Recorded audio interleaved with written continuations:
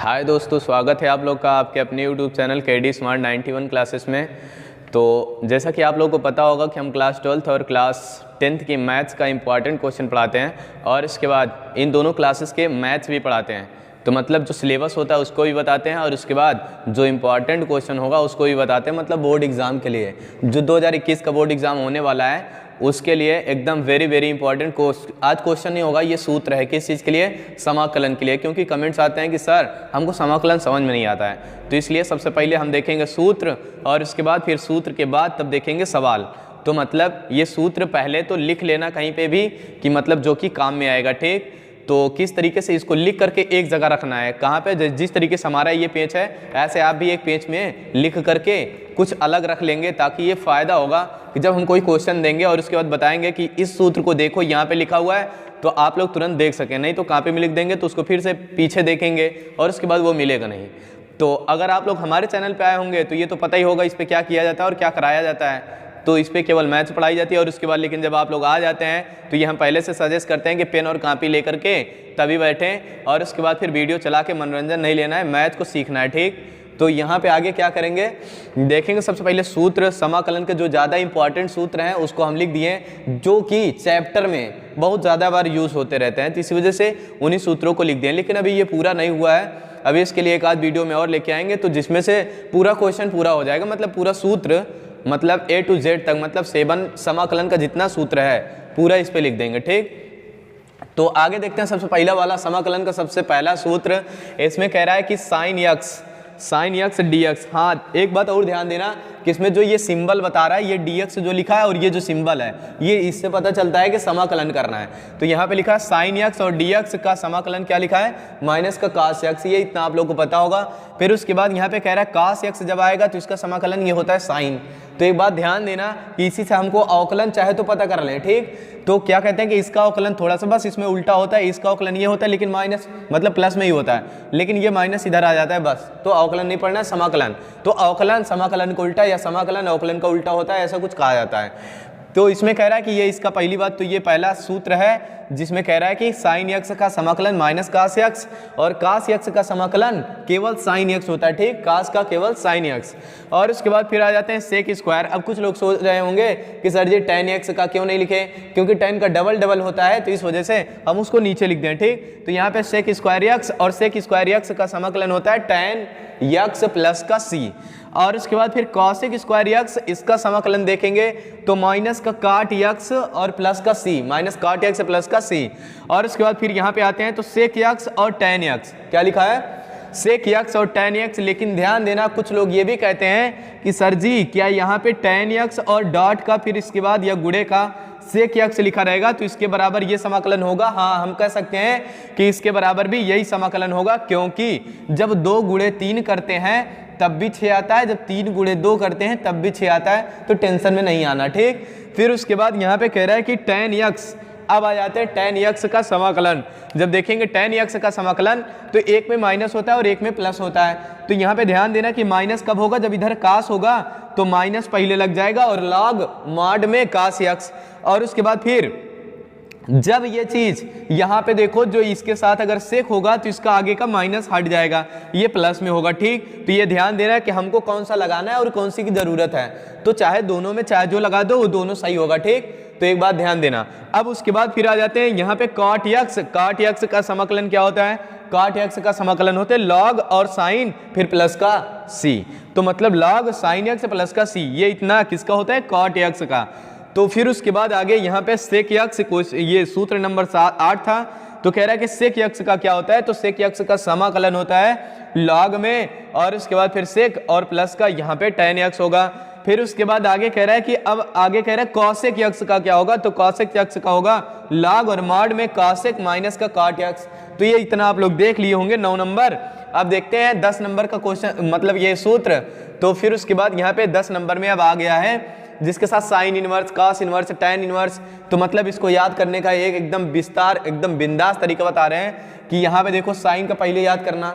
Sign का जब याद कर लोगे तो साइन का कितना होता है, कभी कभी ऐसा भी कह देता है कि 1 अपान का अंडर रूट के अंदर 1 माइनस एक्स स्क्वायर ऐसा लिखा रहेगा और बगल में dx लिख देता है, ठीक। तो उससे घबराना नहीं है, ये नहीं सोचना है कि इसमें ऐसा कुछ नहीं दिया है, तो ये सोचना है बस, केवल क्या सोचना है कि ये चीज इसके साथ गुणे में लिख दी जाएगी तो ये फिर इसी फॉर्म में आ जाएगा, ठीक। तो उसके बाद क्या करेंगे, यहाँ पे ये इतना लिखा रहेगा डी बाई डी एक्स अपान का अंडर रूट के अंदर 1 माइनस एक्स स्क्वायर। जहां कहीं भी दिखेगा बगैर सोचे समझे यहाँ पे समाकलन का चिन्ह रहेगा तो वहां पे हम साइन इनवर्स एक्स लिख देंगे, ठीक, और प्लस का सी लगा देंगे अगर उसके आगे कोई फलन नहीं है तो यहाँ पे कुछ लोग सोच रहे होंगे सर जी क्या बात है कि सब में आप सी लगा रहे हैं। कुछ बात नहीं है, बस बात यह है कि ये सी एक अचर पद होता है और फिक्स समाकलन होता नहीं है। यह है अनिश्चित समाकलन, जिसको हिंदी में बोलते हैं तो और इंग्लिश में बोलते हैं इनडिफिनिट इंटीग्रेशन। तो यहाँ पे क्या कह लेंगे, फिर उसके बाद यहाँ पे ये समाकलन कह रहा है कि अनिश्चित है, इसी वजह से प्लस का सी लगाते हैं, ठीक। और उसके बाद डिफिनिट वाले में लिमिट दिया रहता है, मतलब निश्चित समाकलन एक चैप्टर है इसमें।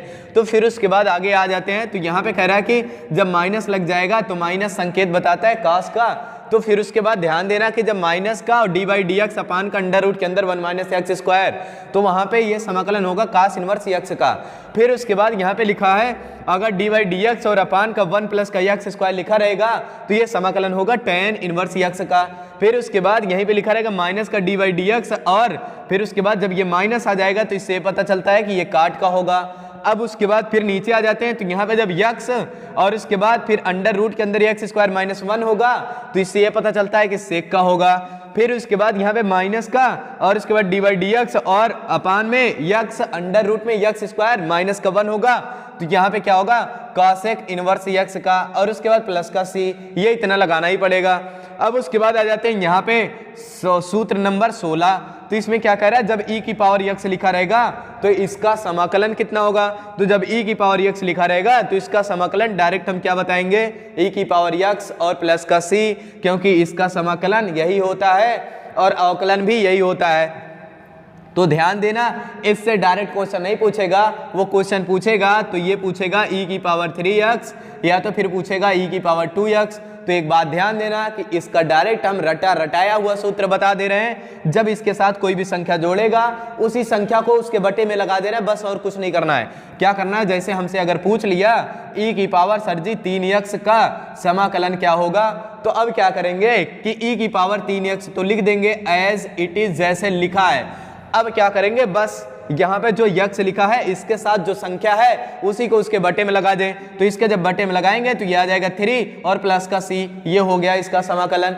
अब जब कहेगा सर जी e की पावर 5x का समाकलन बता दो, तो क्या करना है, जब इनका समाकलन पूछेगा तो यहाँ पे हम क्या करेंगे, e की पावर 5x लिखेंगे और उसके बाद इसी के अपान में क्या लगा देंगे, 5 लगा देंगे, बस इतना हो गया इसका समाकलन 5c। और उसके बाद अगर आप लोग इसको देख रहे होंगे तो हम ये उम्मीद करते हैं कि आप लोग लिख भी रहे होंगे। तो जब तक लिखेंगे नहीं तब तक आएगा नहीं, जब तक लिखेंगे नहीं तब तक नहीं आएगा। तो ये बात ध्यान देना कि इसको लिखते चलना है, लिखते चलना है। ये मत सोचना सर जी लिख दिए हैं हम काहे लिखें, तो मतलब सर जी लिखे हैं तो सर जी को आएगा लेकिन तुमको नहीं आएगा। जब तक तुम नहीं लिखोगे तब तक तुमको नहीं आएगा, ठीक। तो यहाँ पे आगे देखते हैं सूत्र नंबर 17। जब सूत्र नंबर 17 देखेंगे तो यहाँ पे 1/x कह रहा है, 1/x और dx, तो इसका जब समाकलन करेंगे तो कितना आ जाएगा, log x और प्लस का c। ये सूत्र नंबर 17 था। फिर देखते हैं सूत्र नंबर 18। इसमें कह रहा है a की पावर x। अब देखना, कह रहा है a की पावर x और उसके बाद dx, तो इसका जब समाकलन करते हैं तो a की पावर x पहले लिख देंगे और नीचे क्या लिख देंगे, log a। इसमें डायरेक्ट इसका नहीं पूछेगा, इसको फॉर्म में चेंज करके पूछता है। क्या पूछेगा, कहेगा कि यहाँ पे 5 की पावर x का समाकलन बताई दो। जब कहेगा 5 की पावर x का समाकलन तो यहाँ पे हम लोग क्या करेंगे, जब इसका समाकलन पूछेगा तो सबसे पहले लिखेंगे 5 की पावर x, फिर अपान में लिख देंगे log 5, बस हो गया इसका समाकलन प्लस का c। आप लोग तो बहुत तेज होंगे, इसको भी देखते चलना, लिखते चलना, समझते चलना, ठीक, सब कुछ एक साथ करना है। ये इतना हो गया, शायद 18 नंबर तक हम लोग पहुंच गए हैं। फिर उसके बाद देखते हैं 19 नंबर। ये एकदम सबसे खतरनाक होता है समाकलन, क्योंकि ये ज्यादा यूज किया जाता है। अब देखो जब इसको ज्यादा यूज करते हैं तो यहाँ पे कह रहा है x की पावर n लिख लिया अब उसके बाद जब x की पावर n दे दिया है तो इसका समाकलन कह रहा है कि इसमें एक जोड़ देना है और उसी से भाग कर देना है, एक जोड़ करके उसी से भाग कर देना है। इसी को समझ लो, सबसे ज्यादा इंपॉर्टेंट अगर कहेंगे तो यही है। तो उसके बाद यहाँ पे कह रहा है जैसे मान लो लिख दिया कि x की पावर 10, अब क्या करना है, कोई हमसे इसका समाकलन पूछेगा तो क्या करेंगे, इसका अगर जब समाकलन पूछ रहे हैं dx लिखा है तो इसमें क्या करना है, एक जोड़ देना है। तो 10 में एक जोड़ते हैं तो कितना होगा, वो कक्षा 2 में बताया जाता है, 10 में एक जोड़ते हैं तो 11 होगा।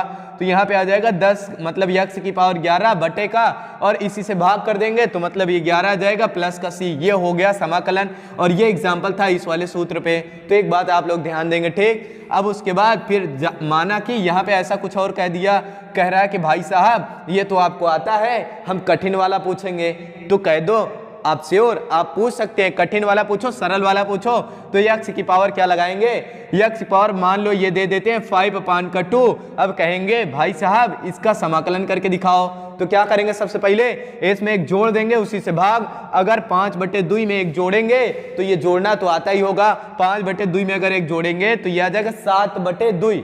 तो यहाँ पे आएगा x की पावर 7/2 और बटे का 7/2, तो ये ऊपर चला जाएगा। तो यहाँ पे आ जाएगा कितना, आप लोग को दिख रहा होगा यहाँ पे 2/7 और x की पावर 5 मतलब 7, x की पावर 7/2 प्लस का c। ये आ गया इसका आंसर। अगर नहीं आता होगा तो डायरेक्ट ऐसे पहले ये वाला नियम लगाना, x की पावर 5/2 और प्लस का 1 और फिर उसके बाद 5/2 प्लस का 1, ये इतना कर देना प्लस का c कर देना। इसको हल करोगे फिर से यही आ जाएगा। तो फिर उसके बाद अब आगे कह रहा है कि यहाँ पे क्या 20 नंबर में कह रहा है कि dx, तो अकेले पूछेगा dx, क्या पूछेगा, dx का समाकलन बताओ। तो जब dx का समाकलन है तो ये पूछेगा, या तो कहेगा 1 का समाकलन कितना होता है। तो जब यहाँ पे लिखेगा 1 dx तो इसका समाकलन हम लोग सीधे सीधे बता देंगे कितना होता है, x होता है और प्लस का c। अगर फिर उसके बाद यहाँ पे ये भी लिखा रहेगा dx और उसके बाद कहेगा इसका समाकलन बताओ, तो क्या होगा x प्लस का c। तो ये आप लोग को आ चुका होगा।